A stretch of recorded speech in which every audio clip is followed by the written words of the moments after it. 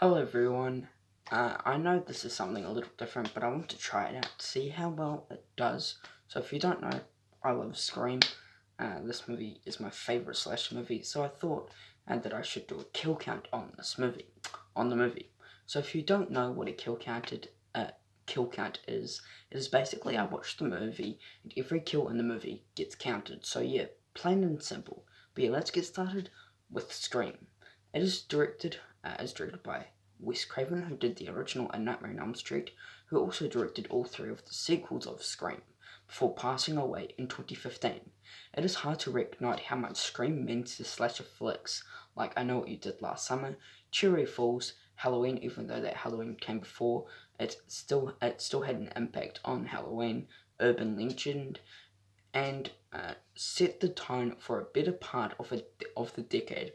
It would be funny, hip, and mostly self-aware. What's your favourite scary movie?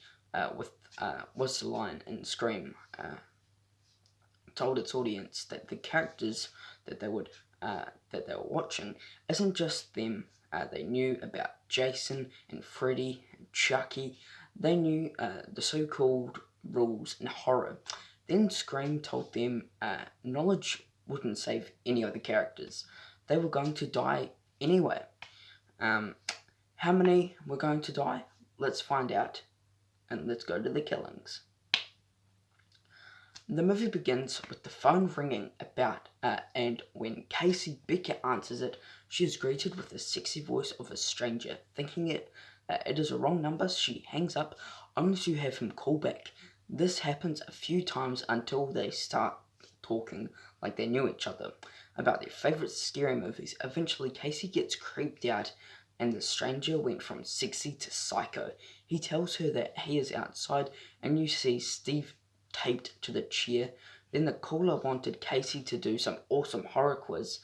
He starts drilling out the genre, name the killer in Friday the 13th. And she wrongly answered Jason, Jason. As a punishment, she had to turn off the lights and turn them back on and sees that Steve has been gutted, our first kill of Scream. So Steve Orth was the first kill, getting gutted 8 minutes into the movie. Where am I? In the movie, his intestines dangling and he dies. People forget about this kill, but I think it is a solid one to start off the movie. With the chair through the window and a flaming tray of popcorn, shit totally hits the fan. After a well-crafted cat and mouse sequence, Casey makes a run to safety and she sees her parents on their way home. She doesn't quite make it though because Ghostface caught her, and Ghostface was stabbing Casey in the chest and choking her on the ground. Casey still fights back but unable to call out to her parents for help. Ghostface knocks her down and finishes the job. Her parents overhear her dying breaths on the phone as Ghostface drags her away, and they ultimately find her body strung up on the tree, and she and her guts were dangling just like Steve's. Audiences were shocked with Drew Barrymore was killed off right off the bat, and that is because the entire opening sequence is just an instant classic, hard to beat. The kind of kickoff. Next we meet Sydney Prescott, who is into MS DOS, and her very weird boyfriend Billy, very sexual boyfriend Billy Loomis. Seriously, yeah, they're having some intimacy problems because Billy wants to Billy wants to get it within, but Sydney isn't feeling it. Probably has something to do with the fact that her mom, because it's an American film, so I'm doing American, Maureen Prescott was raped and murdered 1 year before this. Everything crazy at school. Everything's crazy at school the next day with local reporter Gail Weathers reportedly in her highlighted coloured dress. Very high coloured. You know what I mean. Highlighted coloured. Very, very highlighted. Sid's best friend Tatum catches her about the murders, catches up about the murders, and Tatum's brother, Deputy Dewey, helps interview Sydney and the prince. Oh, crap. I literally forgot. Kind of screwed this one up. Yeah, we got a second kill. Casey Becker, stabbed, gutted, and hung from a tree 12 minutes in. Now let's continue. Interview in the principal's office. Principal Hembry will like, hey, let me touch your chin. All weird. Don't know why he did that. But other than that, the cops are sympathetic to Sydney since, you know, that awful thing that happened to her mom after school. Sydney and her encountered an entourage gang hangout. In an entourage, I think it's called Hangout, by the town's tribute to the Friends Fountain, the TV show Friends. In addition to Billy and Tatum, there's Tatum's boyfriend Stu, who is played by Matthew Lillard, who gives it 110%, and Randy Meeks, the geeky guy who is obsessed with horror movies. They treat the murders with about as much respect as high schoolers treat most things. Sydney goes home and takes a little couch nap until she is awoken by a phone call with our sexy-voiced stranger Ghostface. Then the movie just goes for it and has him attack her in her own home. He almost gets her. She fights back because, as we find out throughout the series, Sydney Prescott does not take no shit. She does run up the stairs despite having just given a long-winded criticism of the trope in horror movies, because she said, "Do not run up the stairs."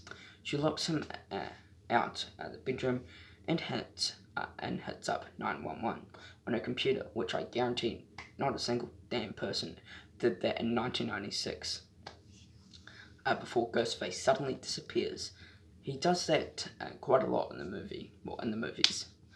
Billy shows up at her window with some excellent suspicious timing, and then drop his cell phone, since this was way before we ever had a term like smartphone addiction.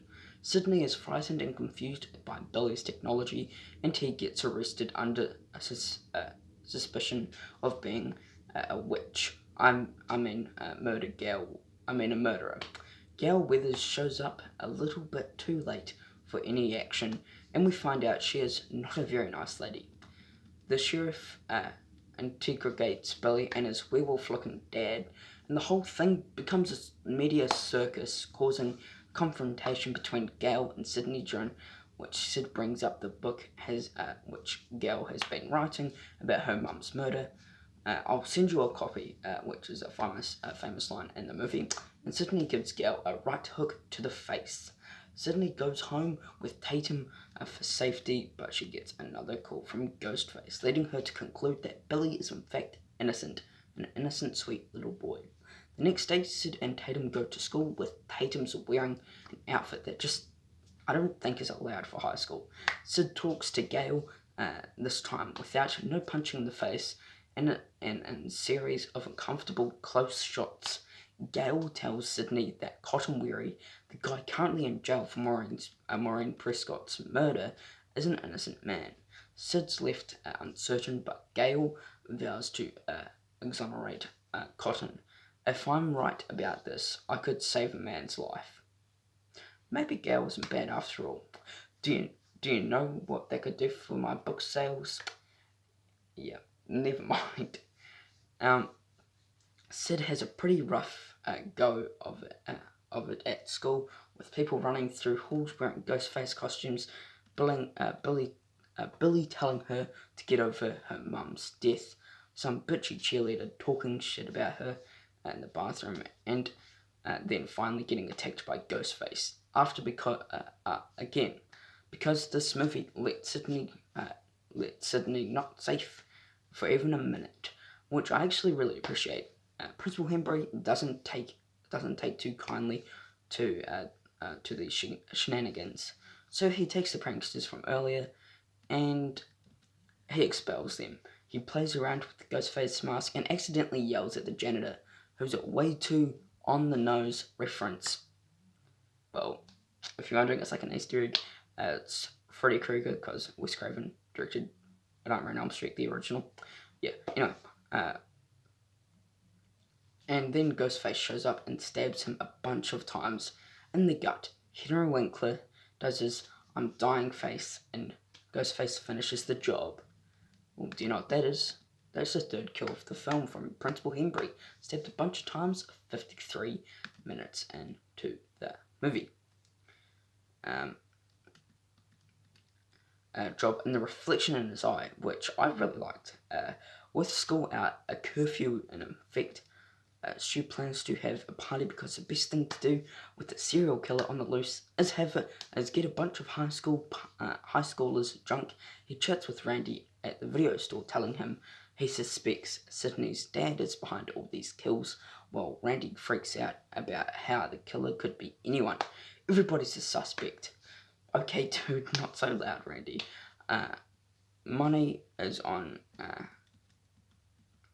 Randy's money is on Billy, though. He pops out and grabs him by the shirt. He and Stu get all up in Randy's grill, touching him, very weird, and acting exactly like you would expect a serial killer to act. Night comes and everyone heads to Stu's party at his giant farm mansion. It is so bumpin' that even Gail and Dewey are making eyes at each other effectively. That Courtney Cox and David Arquette ended up married in real life after meeting on this film. It turns out she's using him, though, to get inside of the party and plant a camera in the living room. Yeah, Gail, maybe that isn't a good idea, to be in possession of hidden camera footage at a party while drunker high schoolers. Stu told Tatum to get him a beer. On her way back inside, the door is locked. She tries to use the garage door, but oh no, Ghostface is here. She treats Ghostface casually until he slices her arm with his knife.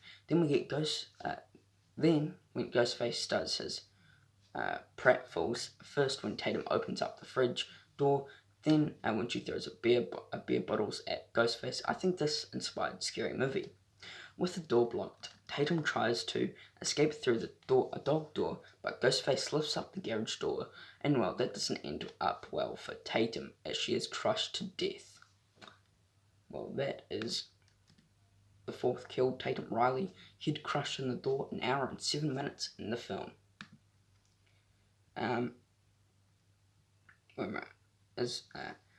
This must be the most memorable kill in the movie, and certainly well creative. Ghostface caps off with a subtle moment of humour as the party dies down and a bunch of people leave.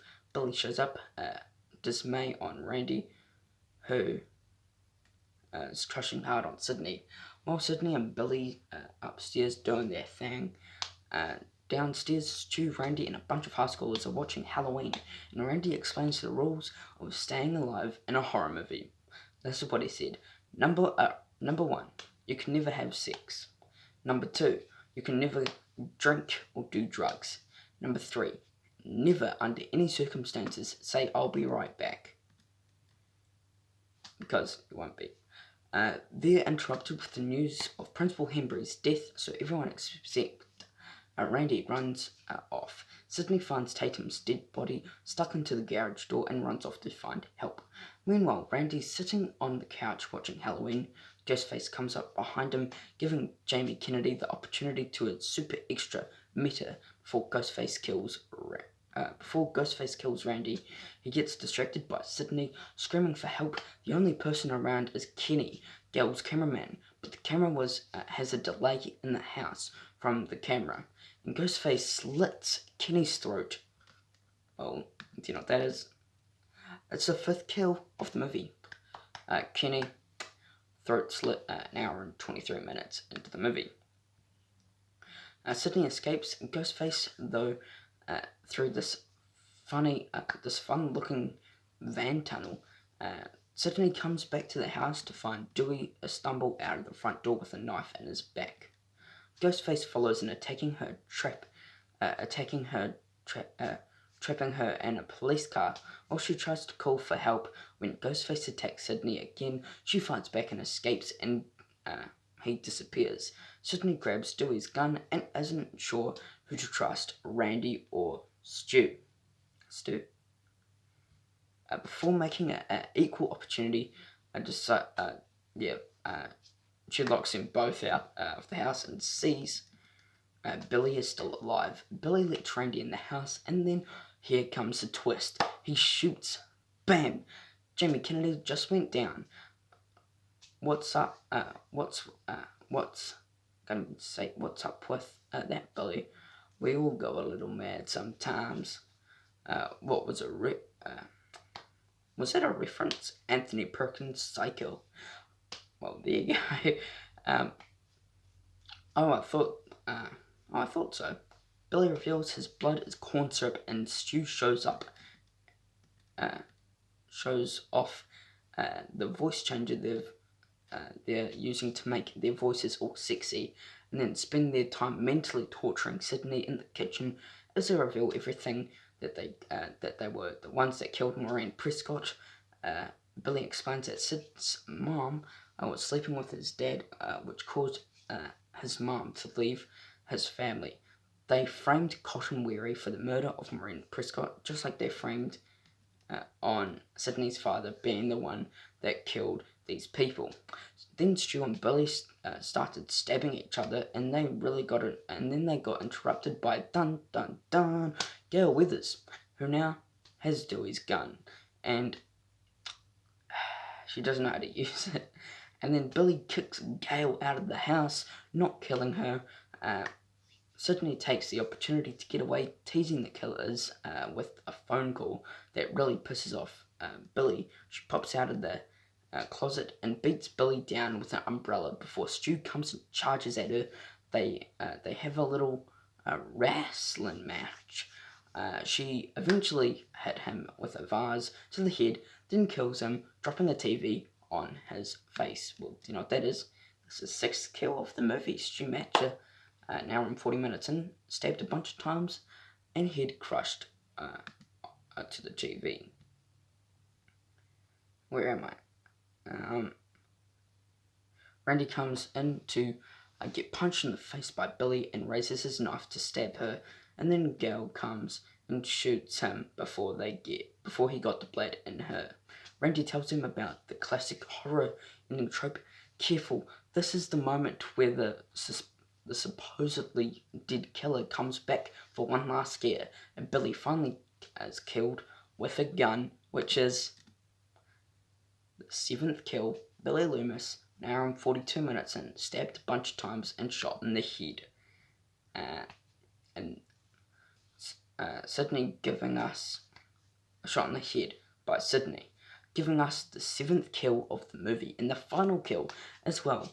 All the fake out deaths do not count, such as Dewey, who is revealed to still be alive on the stretcher at the end of the movie, and just like that, the movie is over. Let's get to the scaling. 7 people died. We got 5 males, 2 females. With a pie chart, just like that, rounding, more blueberry than raspberry. I don't know why I said that. So you have about like 70%. Hold up, let me find out. What I said. 7 people died in Scream, and it's a low slasher, but this is who done it anyway. Of the victims, 5 were male and 2 were female and more. Then 2-to-1 gender imbalance will, with a runtime of 111 minutes, that leaves a kill every 15.8 minutes. The coolest kill for me, well, I have to give it to this one right here. Can't even see that. Hold up. Is that better? Can't really even see it. Hold up.